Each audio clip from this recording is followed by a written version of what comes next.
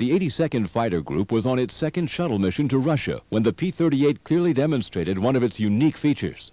We were flying line abreast, so when we strafed the airfields, we had 3 airfields we were going to strafe. And all of us flew exactly line abreast and take everything in front of you, no turning around and going after things like that. We shot everything in front of us as we crossed over those 3 airfields. So being line abreast, my position just took me right over the top of some of these trains, and I was really hit badly by machine gun fire, I think mainly, because I could feel the armor plating bouncing my feet underneath me. And so they were hitting me pretty good, I could tell that. And the first thing I looked at was my left engine, and it was covered with oil. And I knew that I couldn't keep it running very long. It would freeze up immediately, practically. So I feathered that engine. And there was an airfield, one more airfield to go over. And so I strafed on one engine. And after I did that, I looked back at my right engine, and coolant was streaming out of the radiator on the boom. So I knew that that was means I'm going down. So this one fellow, who was Dick Andrews, called in and said, "Pick a good field and I'll come in and get you." Well, that's almost unheard of, you know. I mean, and at this time it did seem a little bit ridiculous, and I was so busy I really didn't have time to answer him. And of course I was going to pick as best a field I could. So I had to pull up, though, to take a look around, and when I did, I got hit again in the cockpit. And I hit there, and it came in, and I got a nice big gouge in the head from flak. And so I started bleeding pretty bad. But I did spot a field that I wanted to, and I was a tiny bit high, and I had to get it down. So I kicked that airplane sideways and slid it down and straightened it out just before I touched down and got on the ground pretty nicely. Consequently, the problem was now that I was in probably the most highly defended area in Europe with Germans and trucks all around shooting at us. 6 109s tried to come in and shoot us while we were on the ground. The other guys were strafing the trucks, and a Lieutenant Pape shot one of the 109s down, which crashed in the field that we were in.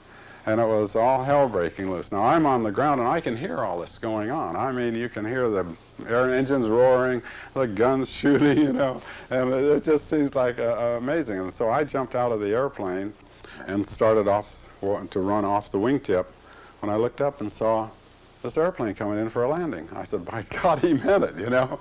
And so I just settled down to keep him low as I could and watched him for a second, you know, to see, oh, God, he is coming in, you know. So I turned around and started running towards where he was going to end up. And he attempted to turn around and start the taxi, but one fellow told him, hey, he's coming to you. Why don't you stay right there, you know. And how he got the thing on the ground without losing the nose gear is remarkable.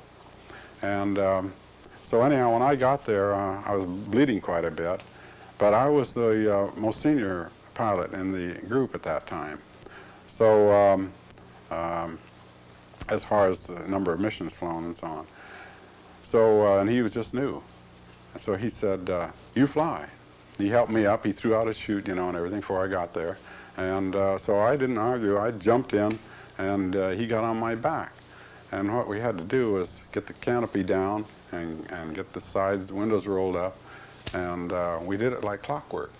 It just worked smooth as could be. And he did have to put his right leg over my shoulder and the left leg down by the landing gear handle on the right. And so I started to make this takeoff, and I put the flaps in a best position I knew for getting the aircraft off the ground. And fortunately, like I say, he was out of ammunition, so the nose was light. But then there was still dogfights going on, and all the activity was going on, and we're flying at low altitude. Apparently, we got separated somehow from everybody. And but by this time, almost everybody was on their own, you know, and doing it because of the fighting that was going on. And so we set out for course, and I told Dick, I said, you watch ground. If you see the ground rising, let me know, and I'll pull it up. But I'm just going to sit here, because I was so far forward and so low down in the darn seat that I could just lean my head like this against the rubber top of the cowling of the instrument panel, and I just fly instruments because I was comfortable flying instruments. And so that's the way we flew all the way back. We hit the river, and we were the first ones to land at Poltava.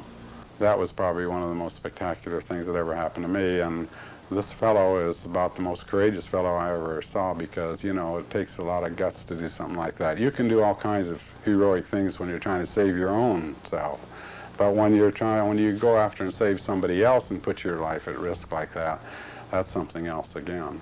But I might add one thing, though. And people ask me, what's one of the best things you liked about the P-38? And I said, and everybody has all these other points, but nobody ever realizes that the landing gear was the best thing. It had the capability of landing in a plowed field and not on a fixed runway and taking off without collapsing your gear.